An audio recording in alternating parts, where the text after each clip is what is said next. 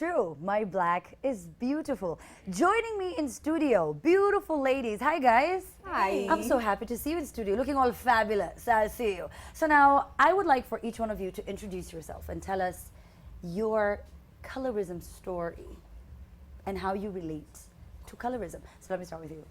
Me? I thought she was gonna start. No, I want to start with you. Okay, my name is Angela with a J.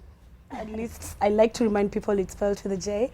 And my colorism story, like the way you said, I've also lost a lot of jobs. I think in the entertainment industry, it's pretty obvious.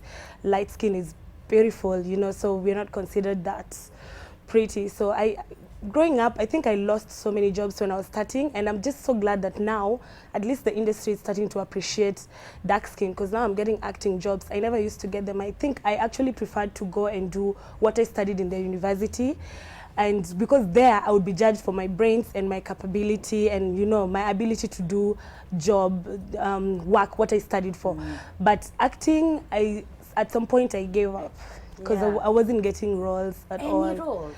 I used to go, there was one particular role that was written. I told the writer that I didn't have a job, so he introduced that particular character based on me, like it was just for me. So on the day of the audition, I was the only person who was there. He made sure that there were no other people, you know. So when I went there, I auditioned, and then when I was leaving the room, the producer's like, she can't do that role, you know, because you're dark skin does not mean that your daughter has to be dark skin. Maybe the mother is light skin. So she realized that I was supposed to be the daughter of that guy, yeah. So the producer was saying absolutely not, because how dare you? Yeah, because I thought maybe I don't know how to act. Maybe I was confident that my acting skills are on top, but maybe they're not. So then I was told, not really, your acting is actually good, but we are gonna have a problem lighting you up. We can't afford having too many dark skinned people on the set, because lighting is it takes hours to light someone like you, especially when you're in the same scene with a light skinned person, you know. And they tell you this? So she had to explain. She was like, it's not your acting. It's your complex. It's your color and then I was like, there's nothing I can do about it. If it was my acting, I would actually go to an acting school. I would try and make it better, you know. But I can't do anything about it. Oh, wow. Yeah. All right. What about your story? My name is Polly. I'm an art director. And growing up for me was very hard. The nicknames were... so from Giza... What were the nicknames? Giza, Usiku, Black Sudanese, Blackie. But you look relatively... I mean, where did you grow up? Where is this that... Nairobi. So I was always the darkest person in school, so to speak, because I was teased at a lot. And growing up now, going into media, it was very interesting, because in my profession, we pick out who goes on the cover, who goes on the ad, on the billboards and stuff like that. So I remember an instance where I was picked out to do a photo shoot for an ad, and I was meant to play the role of a dark-skinned girl, only for me to find out that they picked someone lighter than me for the dark-skinned position. Oh, wow. Yeah. Unbelievable. Now, Joanne, hi. Hi. You actually started the campaign, My Black is Beautiful. And you have a personal story as well. Yeah. Share it with us. Yeah. So, okay, so mine is not as sad as theirs, but I grew up with a light-skinned mom. And like we more or less look the same. But then because I have more melanin than she does, she's hotter automatically. And so attention and everything else definitely took, I mean, it took away from me, and it was always And would always people her. question if she's your mom?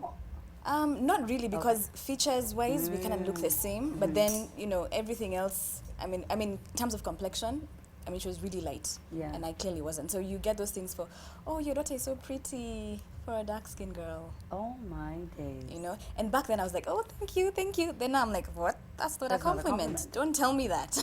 That's true, because people even say you're cute for a fat girl. Yes. That is not. In fact, I feel that's more of an insult. Yeah. It's almost like giving you a compliment with one hand and then taking it away. Yeah. You know? So, I mean, both of you mention something, and I know that Joanne, you briefly worked in media, but I think we need to talk about the very important role that media is playing and the nuances when we're talking about colorism, because we constantly see light-skinned girls. Even for musicians, I ask them all the time. I'm like, "Manze kwani mwezi tuweka ma no siniamele video ya sauti sol ya melanin." You know, like an actual They video kind of that had to have Yeah. melanated girls in that video. It's melanin, They had to. surely. oh, so that one they were forced Yeah, to. they're supposed to. I mean, it'd be so odd to have like light-skinned girls in a melanin video. So I mean, they had no choice. Well, let's but talk about it. leave melanin. Yeah. Top 5 videos Yeah. in Kenya, in Africa. Yeah. Like I dare you, tell me top 5 videos that have, you know, Dark skin dark-skinned girls. girls. I know. Burna Boy is called Bona. 2.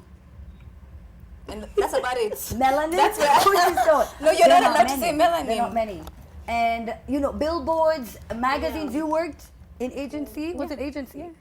And so what would the argument be when you say, but she's just also way in Kenya, the advertisement can show a dark-skinned girl. Sometimes I look at the advertisement and I wonder who they're talking to. I remember I had an issue with, you know, I think it was something that was put out by one of the, I don't want to talk about it, so it's in Gava. But anyway, so you get to the airport and you see this picture, but they're all foreigners. And it says, welcome to Kenya. Yeah. And I was so confused. It wasn't an ad for tourism. It was just, welcome to Kenya. Yeah. Sometimes they say, because I remember one time in one of those audition groups that I'm in, there was someone who said we are looking for a light-skinned girl to act as what they called slay queen, a light-skinned girl, slim, what, and then we were like, who comes up with this thing that a slay queen has to be light-skinned, slim, and tall? And so they said the person actually defended themselves, and they said it was the client. It was the client's request. It's not them. If they were able to, they would actually consider dark skin people, because there's so many dark skin people who are beautiful. You know, sometimes I don't even complain that much because, you know, I'm disadvantaged twice. I'm dark skin, I'm plus size. Yeah. Working against I me. usually all feel the time. same sometimes. Muslim and woman, just, I feel the same way. Yeah, so it works against you because they're always looking for skinny. So I'm like, okay. And you know, the funny thing is, when Hollywood, when these international companies come here to cast or to do a project, they actually look for dark skin. Like I've had instances where my friends were telling me, why are you complaining that you don't get in jobs? You don't get in jobs because you're dark. I went for an audition, they told me I'm not African looking. Like I'm light skinned. So you see it's two ways. Because even them, when they go for these international jobs, they're like, Kenya, black, dark skin, Africa. That's the image they have. Oh, it's so, great that they know. yeah. We don't. So when they come, when they come here, that's what Yeah. they're looking for. So light skinned people are losing jobs as well. And they're like, why are you complaining? Even me, I've been there and I've been told, you know, you don't look Kenyan, by the way. But when they want a dark-skinned Kenyan girl, what role do they want to cast them for? A slave. Yes, See? just wrapped So up. yeah, A cleaner. I'm like, House a cleaner. It's what Viola Davis, what Lupita did. You know, it's so you're the slave, you're a cleaner, you're Angry. a butler, you're angry. You're absolutely You know, dramatic, yeah. you're erratic, you're So- loud, Yeah. so inconsiderate, selfish, Or you're being body Yeah. shamed. a gold digger, because So you're all yeah, about so the it, money. so it really doesn't matter if they're casting dark-skinned girls for those For roles. those roles. Okay, yeah. now if we bring it back to Kenya and Africa, I mean, it's like an oxymoron. What do you mean colorism in Africa, Joanne? I don't get it. Surely. Well, Come imagine on. when we began the campaign, it was the same thing where people are like, colorism in a black country. What does are that you, even mean? What, yeah, what does What it does- even what mean? does Like, what are colorism you mean? talking about? Yeah. And as soon as we began the campaign, people began to see that it's actually an issue. It's an issue because people still prop one standard of beauty, which is light-skinned. That is true. You know. That's, I'm that's like, the definition of beauty. yeah, exactly. And who gave us that Yeah. definition of beauty? I mean, we're in Africa, you know? And I think the thing is, it's not anything against light-skinned people. It's just saying that there's so many standards of beauty. Just give us everything. Just show us different colors and sizes and everything. Yeah. So, you know, light skin inakuanga ni rangi ya sao, meaning that sao. So sao is the most expensive, right? So sasa to say, so sasa tungekuwa That's how where the much? value starts. Yeah, so the value, right? Yeah. So 1,000 bob rangi ya So sao, you'd probably light be skin. closest. I'd be like Maybe 500. 850. So. Maybe 720. 740. 740. I'll take 740. 740. What would you, Angela with a J? 10 bob. Correct to come here. What would you be? Punch. Yeah, Because maybe. you're in the middle. Give or Yeah. take. And you'd be maybe so at a water Not too far. Yeah, not too far. Now, you know, we talk about bleaching and, you know, young women actually just trying to change their skin color because the world has said you have to look a certain way. Yeah. But we've heard of even moms going the extra mile and doing crazier things like injecting their bellies with things to ensure that the baby comes out light skinned. What? Yeah. Remember even during the campaign there was someone who said that she only would date white people. guys Yeah. because she I didn't know that want person. she didn't Very well. she didn't want her kids to be dark like Or to her. go through what or she to go went through what through. she went through. So you sort of like want to dilute your melanin so that at least your kids have a better chance at either not being At bullied. life. At Actually, life. At life. Yani, from primary school to high school. How did it affect you now as an adult? Dating was hard. I'm so confused. Which Nairobi? Do you want me to introduce you to my friends? Please Maybe. do. Indio. Dating was hard because I was the wing, the The chick ring with the lady. pretty friends. Bro. Yeah. Unless you guys are watching another TV screen. Isn't she absolutely stunning? Thank you. So you grew up not feeling beautiful. I still struggle to date, looking at myself in the mirror. Can I so tell you by how the time this happened today, this one over here, The makeup. yeah, You I are struggle. absolutely beautiful. Please forget what anyone has ever told you. That is unbelievable. So now what next? What next? What do we do? Do we continue talking about it? you Is see, it? it starts from when you're young. The reason why she's saying she struggled with her self-esteem is because right from when you're young, Barbie dolls are light skin. Everything around you is just light skin, From light skin, commercials, from TV, everything. commercial, everything you see is light skin. So you grow up thinking. I remember in high school I was given a role that had 4 lines. I was a slave. I just kept saying we want food 4 times because that's the only role that I could be cast for.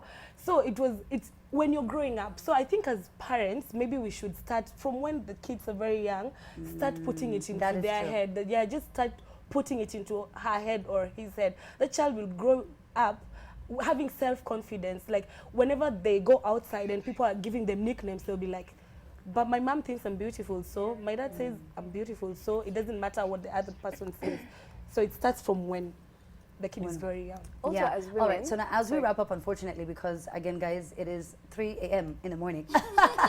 No, but we're going to continue this online. We have decided that since we don't have as much time on the trend, the conversation will continue online, where you're going to get it on our YouTube channel. So we're going to do an hour full interview of, colorism and talk about it, because there's so much to say.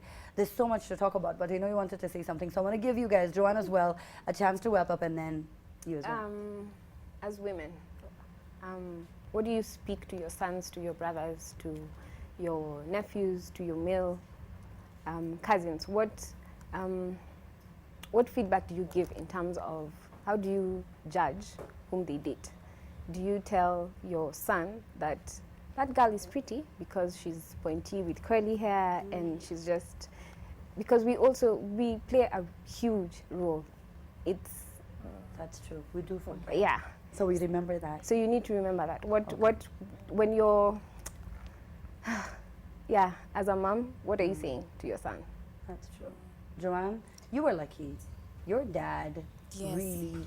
That was my saving grace. Probably I would be around Mombasa House now, bleaching Somewhere. But yeah, it's from Mombasa House. Yeah, well, the yes, boys. and concussions and stuff. But what I'd like to say is Mkorogo. media and ads. I get into my car and I drive down Mombasa Road and all I see is light-skinned girls. And so if I had esteem issues, I would think, oh, okay, because I'm not light-skinned, I can't be that, I can't do that. So I can't imagine a girl who's watching you guys on TV and not seeing anybody who looks like her. How are you not seeing anyone who looks like Okay, you? so you're saying we said you're 750. We said you're 750, so you're closer You're to light us. skin. But still, Yeah. I mean, it's important for media to know and to realize that the narratives that they're driving are really yeah. important. So they need to cast people who look like everybody else. All right. Thank you so much, guys. We have to continue this online. It'll go on. My Black is Beautiful. Of course, you can watch the full campaign up on your page, right? Yes, double All right. X agenda. Okay, there you go. Which is at? A double X agenda. Okay, there you go. Thank you so much for taking time and joining me tonight. We're going to be talking about this some more. This is a conversation that we have to have. And it's so interesting now that I think about it. I don't know if you guys have noticed it, but sometimes when guys make it, when they're struggling, they're dating a dark-skinned girl.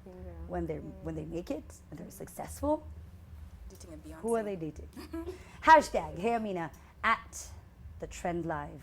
You are beautiful just the way you are. We're going to be right back.